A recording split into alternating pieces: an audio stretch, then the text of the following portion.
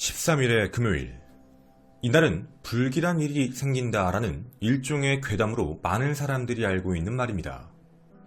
그런데 정말 누군가에게는 이 말이 진짜인 것처럼 느껴질 수 있습니다.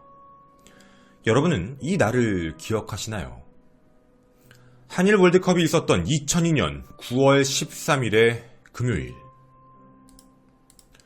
한 여고생은 야간 자율학습을 마치고 집으로 돌아오지 않았습니다.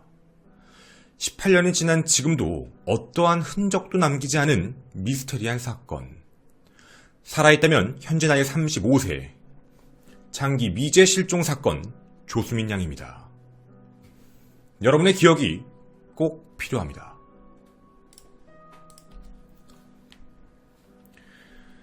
안녕하십니까. 전국의 유튜브 구독자 여러분, 아프리카TV 시청자 여러분, 국내 미제 사건을 다루는 토요사건 팩트의 김원입니다.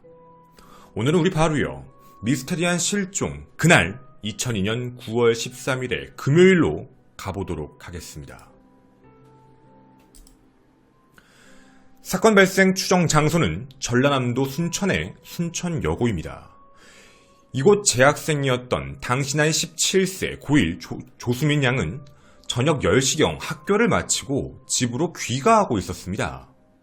그런데 무언가 좀 잘못됐다라고 느꼈던 이유는 조수민 양의 집으로 걸려온 같은 반 친구의 전화 한 통 때문이었습니다.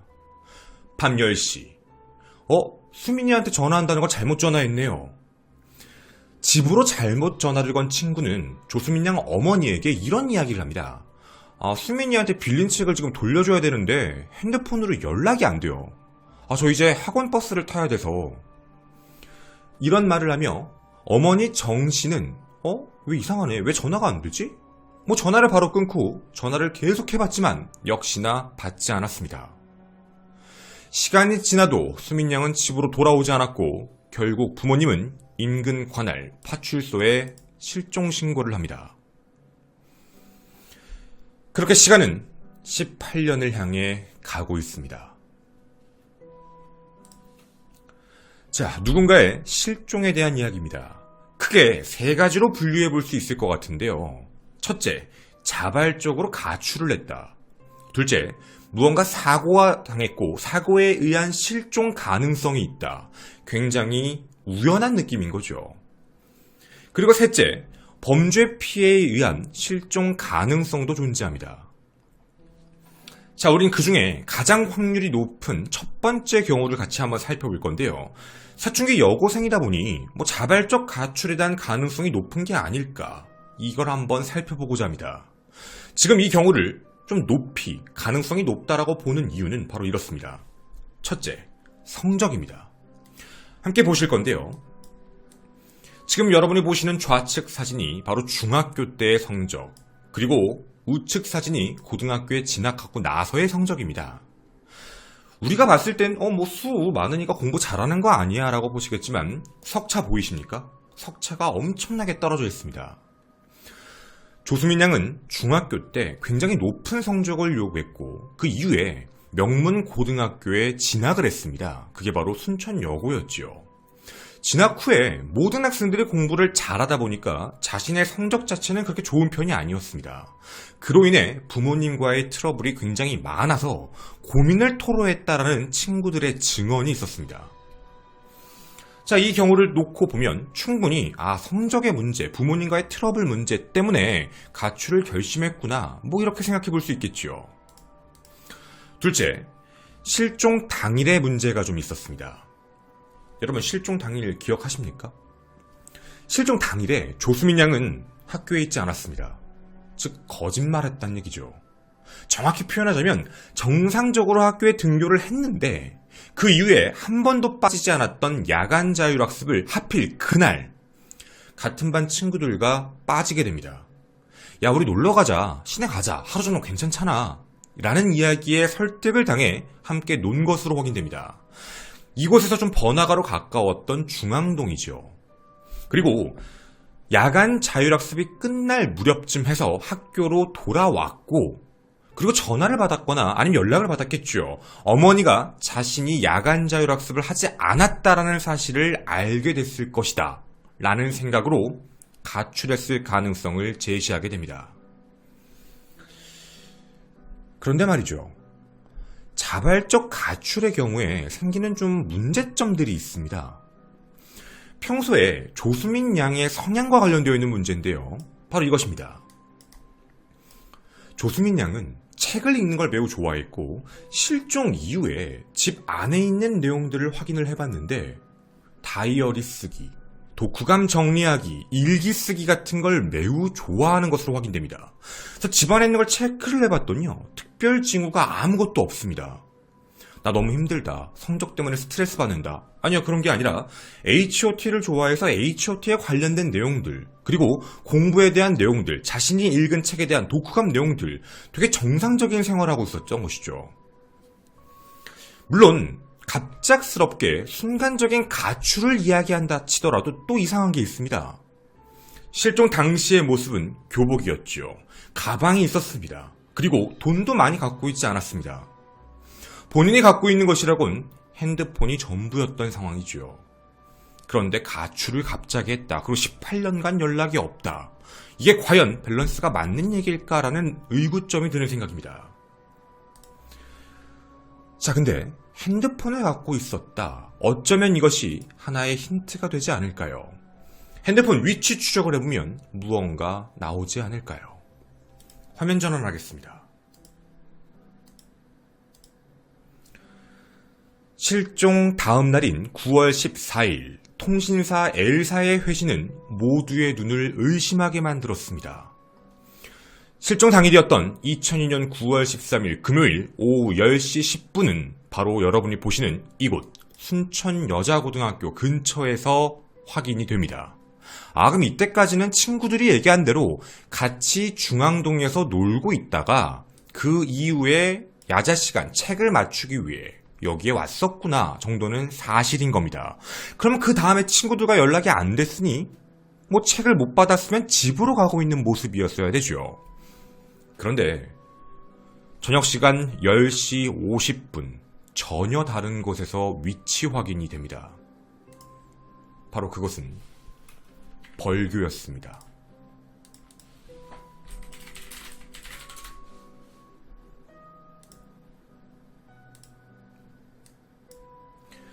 자, 10시 50분이었습니다.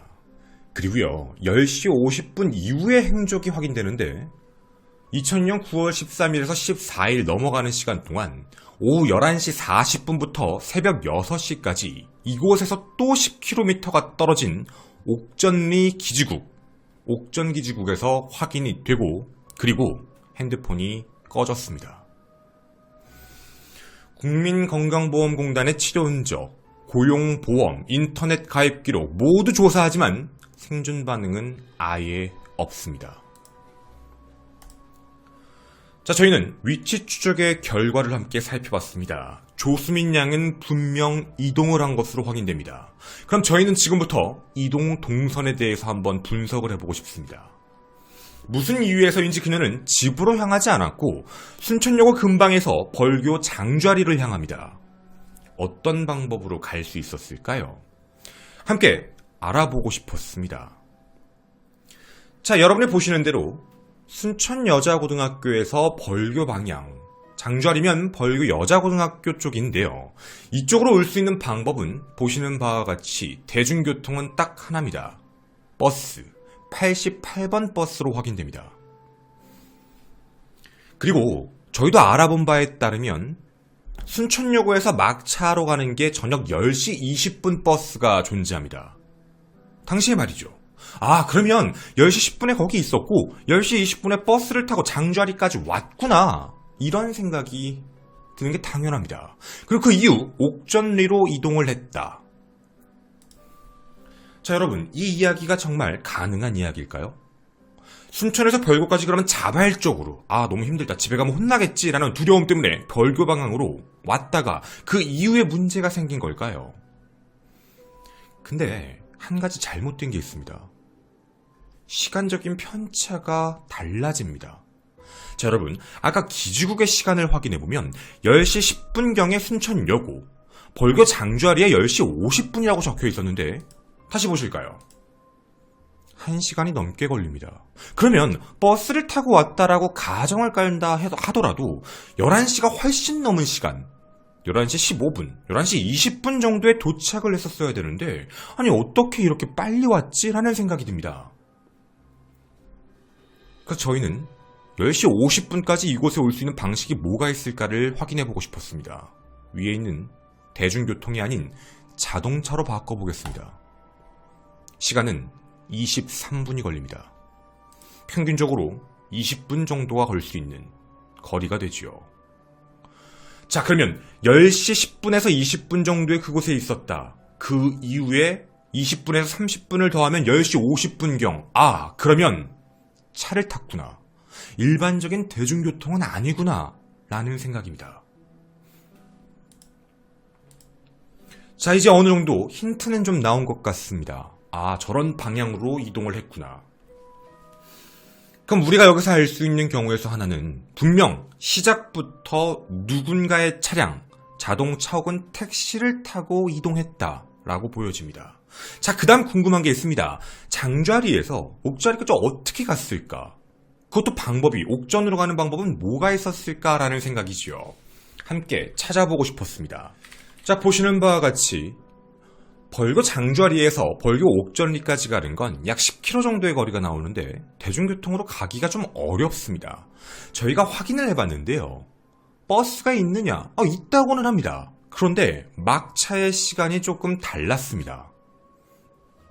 가장 마지막에 탄다라고 얘기를 해도 6시 7분. 이때 당시에 10시가 넘고 11시가 넘어야 되니까 버스는 없었죠. 혹시 기차가 있나라고 생각을 해봤지만 기차도 7시면 더 이상 없습니다. 즉, 이 10km가 넘는 거리를 걸어갈 수 있는 상황은 아니었단 얘기지요. 그럼 방법은 단 하나밖에 없습니다. 똑같이 자동차, 약 10분 거리에 나오게 됩니다. 자, 그럼 여러분에게 다시 한번 여쭤보겠습니다. 이 모든 정황이 얘기하는 건 뭘까요? 조수민 양은 절대 처음부터 대중교통을 탔다라고 보여지지가 않습니다. 집으로 와야 될 고1 여고생이 왜 갑자기 누군가의 차를 타게 된 걸까요? 그리고 왜 위치를 2번이나 이동을 하게 된 걸까요? 또 하나, 저희가 좀 심리적인 관점으로 말씀을 드려보겠습니다. 여러분, 청소년들이 자발적으로 가출하면 어디로 갈까요? 번화가로 갑니다. 혹은 대도시를 향해 갑니다. 절대로 여러분이 지금 보시는 것처럼 인적이 드문 장소로 그렇게 들어가는 경우는 매우 없다는 얘기죠. 친구가 있거나 친척이 있거나 이런 게 아니라면 말입니다. 자, 그럼 이제 우리는 자발적 가능성을 낮춰야 됩니다. 분명 차량을 탔다라는 것. 차량이면 택시 아니야? 돈이 없었거든요. 그래도 자기가 갖고 있는 돈을 냈을 수 있잖아. 기억하는 사람이 아무도 없습니다. 그럼 이제 우리가 얘기할 수 있는 나머지 경우는 사고에 의한 실종 혹은 범죄에 연관된 실종, 이 정도만 남았습니다. 사고에 의한 실종도 기록을 확인해봤습니다. 그런데 사고에 의한 실종이 대부분 이런 경우죠. 그냥 잘 가고 있었다. 어떤 모르는 차 이런 것에 부딪혔다. 그리고 그 운전자는 당황해서 바로 이동을 했는데 병원으로 간 게 아니라 어딘가의 시신을 따로 유기했다. 이런 식의 시스템인 겁니다. 자, 물론 확인이 된 바가 없기 때문에 가장 최악의 경우였다면 이렇게 있을 수 있지만 만약 병원을 갔다면이란 전제 조건, 아까 말씀드린 대로 건강보험공단에 확인된 바가 아무것도 없습니다. 그럼 남는 건 범죄입니다. 범죄와의 연관성, 정말 가능성이 있는 얘기일까요? 여러분은 이게 범죄라면 어떤 상황이 가장 적합하다고 보이십니까? 정황상 납치입니다. 납치다. 그럼 납치의 목적이 도대체 무엇이었을까라는 또 의문점이 드네요. 왜냐면 납치의 목적이 모호하거든요. 어린 아이들을 납치하는 경우는 예를 들면 키우려고 하는 경우도 있습니다. 그런 경우는 영아, 유아가 많지요. 어렸을 때 기억이 없어야 하니 말이죠. 근데 이렇게 고등학교 1학년생을 키우기 위해 납치하는 경우는 없습니다. 그럼 남는 건 돈의 목적 혹은 성범죄의 목적일 확률이 가장 크겠네요. 이유가 있었습니다. 실종됐던 조양의 아버지는 순천 소재에 있는 치과 원장님이셨습니다. 그래서 집이 그렇게 못 사는 게 아니라 좀 부유한 편에 속했다라고 하는데 문제는요. 이후에 전화가 한 통도 안 걸려옵니다. 정말 돈의 목적이었다면 전화를 해서 뭔가 금품을 요구했어야 되는데 말이죠. 그럼 남는 건 딱 하나입니다. 성범죄 혹은 정말 만약이라면 계획적으로 원한에 의한 범죄 뭐 이런 문제겠지요. 자, 그러면 성범죄의 목적이었다. 갑작스럽게 타겟이 되었다. 어떻게 만나게 됐던 것일까요? 다시 그 화면으로 돌아가 보도록 하겠습니다. 자, 여러분이 보시는 순천여자고등학교와 중앙동입니다. 평상시와 다르게 그녀는 이날 야자를 하지 않았고 번화가에서 놀다가 친구들과 헤어지고 혼자서 이 방향으로 걸어오갔던 것으로 확인됩니다. 물론 어떤 방향으로 움직였을지는 아무도 모릅니다. 중앙동 방향에서 큰 길을 따라 걸어 내려왔을지 아니면 밑에 있는 샛길들로 해서 학교 방향으로 다가왔을지는 그 누구도 알 수 없지요. 그럼 이 문제의 시작이 누군가 계획적으로 중앙동에서 그날은 금요일이었습니다. 금요일 늦은 시간, 우리가 얘기하는 불금이라는 내용이죠. 그런 쪽에서 쫓아오다가 사람이 없는 순간 이곳에서 납치를 했다라고 보여지는 것. 그러면 큰 길보다는 사람이 없는 공간일 확률이 매우 높을 것입니다.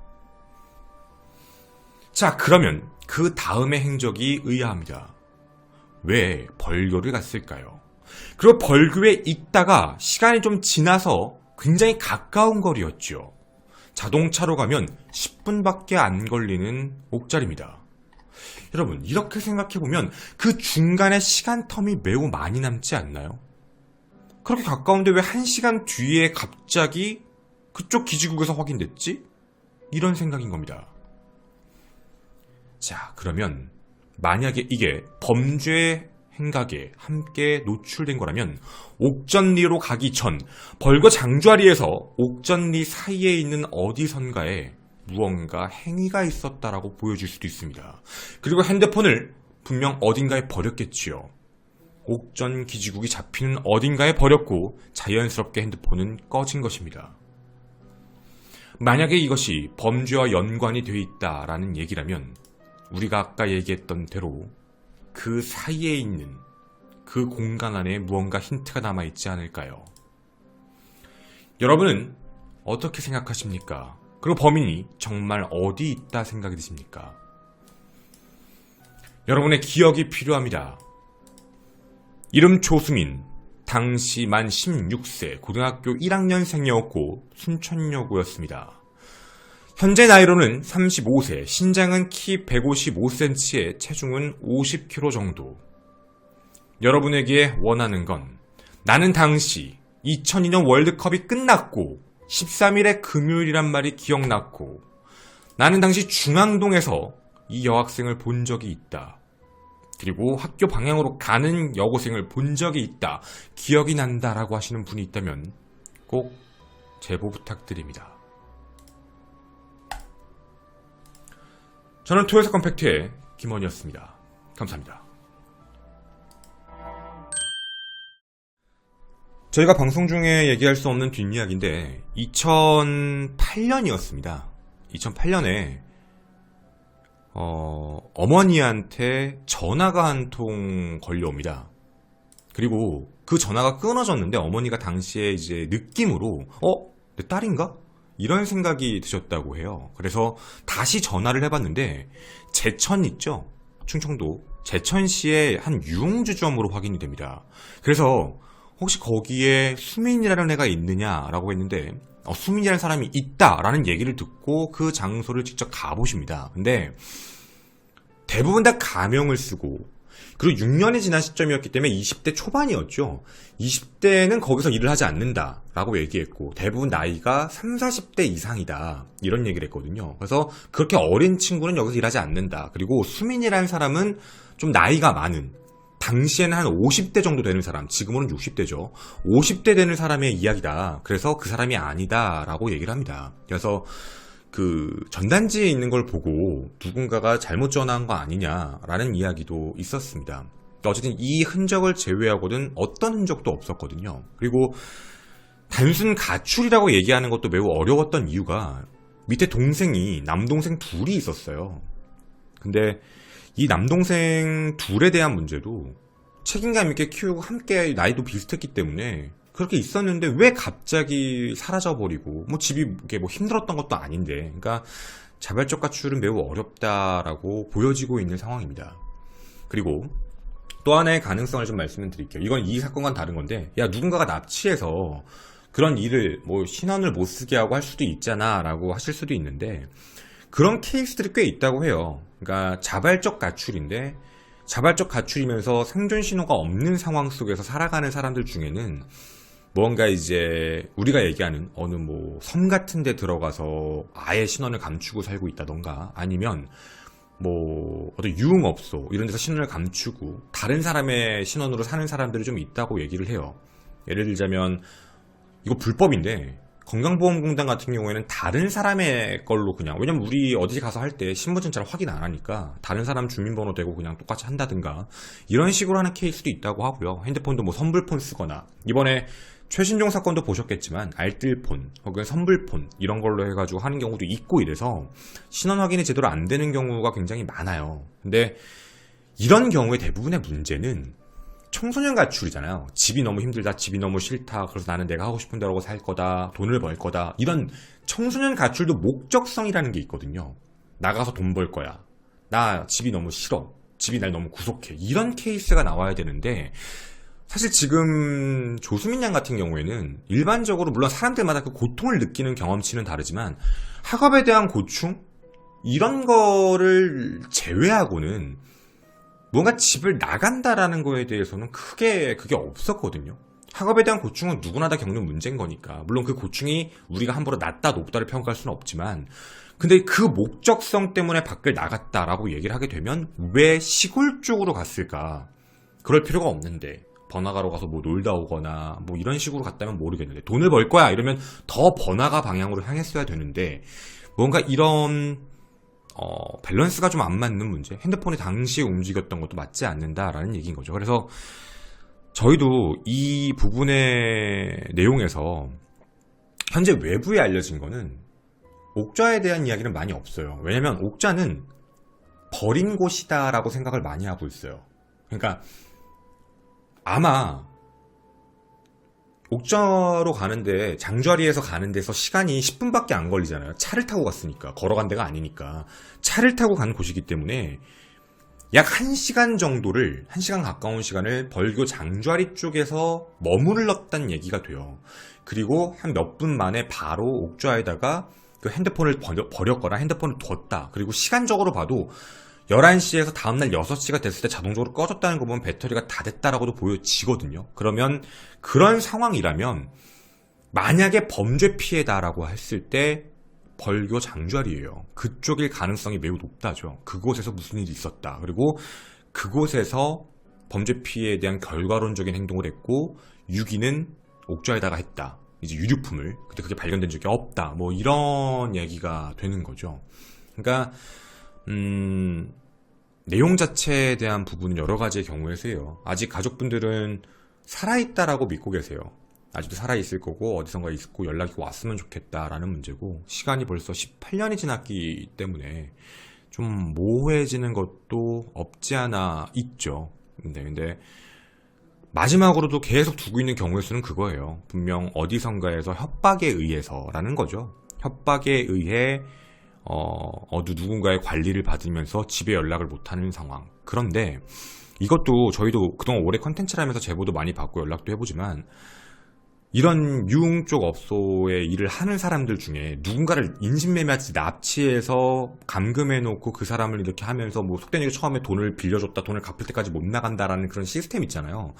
그거를 할 수는 있다라는 건 알겠는데, 몇십 년 동안, 18년이라는 시간 동안 관리 감독할 수는 없다예요. 그러니까 처음엔 빡세게 할 수 있는데 그게 어느 정도 시간이 지나면 당연히 느슨해지고, 사람이 어떻게 18년간 그렇게 철두철미하게 관리를 할 수 있느냐. 그러니까 그들의 입장은 늘 똑같아요. 단기적인 거면 대부분 탈출하거나 연락하는 방법을 취해서 사라지게 되는데, 이런 케이스처럼 18년이나 지난 상황 동안은 좀 문제다. 그리고 이런 경우는 거의 없고요. 불가능해요, 사실. 강제로 가둬놓고 나서 너 돈 갚을 때까지 못 간다, 이런 거는 뭐 옛날 얘기인 거고 지금은 쉽지도 않고요. 그러니까 이게 시간이라는 문제도 껴있고 기억이라는 문제도 껴있는 거라서. 그래서 경우의 수에 대한 얘기를 가장 크게 나누고 있는 건 뭐 이거는 완전 뇌피셜이 그래서 뒷이야기 된 거죠. 첫째로는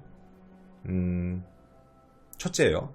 범죄 피해를 입었다. 그래서 아까 말씀드린 대로 학교 근처에서 문제가 생겼고 자동차에 의한 문제가 생겼고 그 이후에 그 방향으로 이동을 했고 그 안에서 유기까지 이루어졌다로 보이는 게 첫 번째고요. 두 번째는 사고예요. 그러니까 사고에 의한 이제 실종이죠. 그러니까 예를 들면 그 순천 쪽에서 우연한 자동차 사고가 났다. 그거에 대해서 사망했다라고 믿었고 그 가해자는 차에 이제 피해자를 넣고 어딘가 유기를 했다라고 보여지는 거.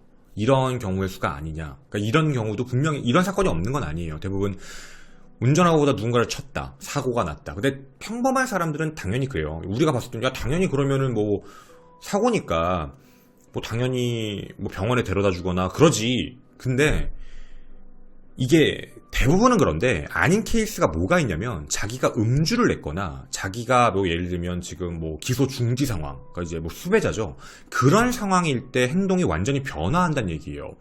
도망가거나 주변에 누가 없는 것처럼 확인을 하고 이제 도망가서 도주하고 없애거나 이런 식의 시스템도 분명히 있기 때문에 이런 사건이 없다라고 볼 수는 없거든요. 그래서 그렇게 해서 유기를 내서 아예 나타난 게 아니지 않느냐라는 얘기도 있어요. 아예 없다는 건 아니고. 근데 그게 아니면 가장 마지막은 자발적으로 가출해서 영원히 그냥 부모님과 연락하지 않는다라는 얘기인 건데 이런 경우를 제외해놓고 나면은 참 모호하다는 얘기죠. 그래서 누군가의 기억이 필요하고 누군가의 생각, 목격담 이런 게 더 필요한 게 아닌가. 그리고 이게 만약에 뒷이야기니까 그냥 말씀드릴게요. 범죄 피해라면 타겟형이에요. 그러니까 계획적 범죄라면 원한 관계 때문에 어느 정도 그 면식범들 사이에서 답이 나와요. 근데 이건 그런 게 없다라는 걸 보면 타겟형 범죄라는 게 그런 거잖아요. 그러니까 번화가에서 차에서 오늘 뭐 이러면 범죄자 집단이 오늘 이런 거 하겠다라고 마음 먹고 대기하고 있다가 누군가가 딱 보이고 그걸 타겟으로 노렸다는 얘기가 되는 건데 문제는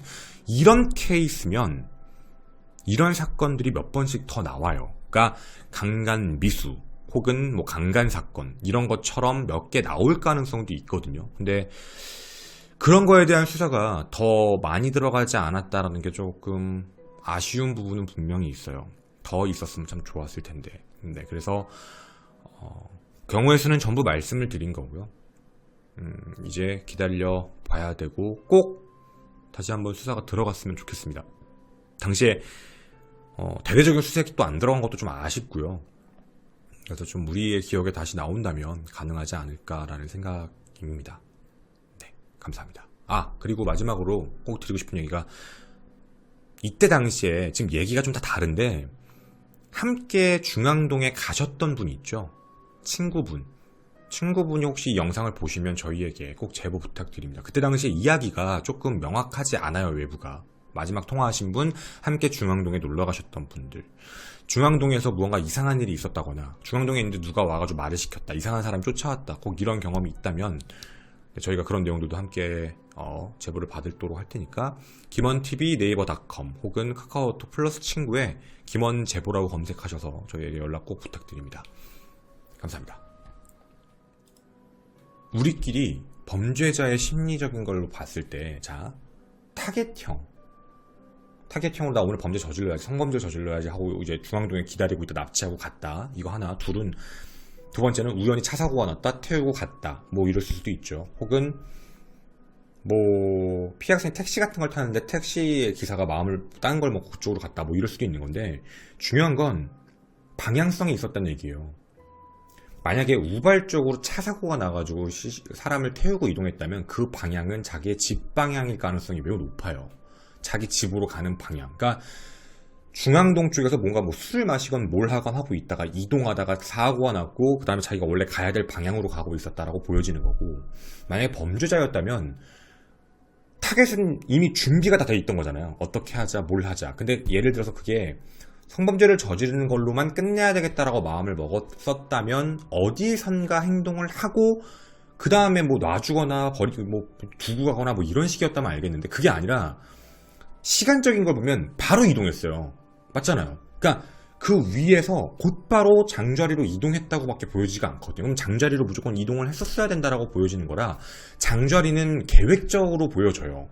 그러면 장좌에서 무언가 행동을 하고 그리고 그 안에서 만약에 사람이 사망해서 그 안에서 처리까지 하고 그 다음 이동했다라고 보여지는 거고, 범죄자의 심리대로라면. 그리고 이게 계획이, 목적이 딱 이런 식이라면 분명 벌교 장자리의 근처에 살거나 거기에 대한 지리감이 매우 뛰어난 사람이 이런 일을 저질렀을 가능성이 매우 높다요. 그리고 제가 좀 이거는 뭐 시청자분들의 의견도 필요한데, 그런 거 있어요. 각 지역마다 보면 예를 들면 수원 인계동에 논다라고 하면 뭐 오산, 동탄, 뭐 안산 이런 쪽에 사시는 분들이 인계동으로 와서 노시는 경우가 많거든요. 그러니까 그런 공간인 것처럼. 그래서 혹시 순천에 있는 중앙동도, 저는 이제 그쪽에 대한 지리감이 없으니까 순천에 있는 중앙동도 혹시 근처에 있는 사람들이 놀러오는 번화가적인 장소다, 뭐 이런 시스템이라면 그 지역에 있는 그쪽에 사는 사람들이 왔다라고도 보여줄 수 있는 상황이거든요. 물론 이건 저도 정확하게 알 수는 없어요. 아마 지리감은 그 지역에 사시는 분들이 훨씬 정확하게 알고 계실 것 같고요. 여러분의 많은 기억도 댓글로 부탁드립니다. 네.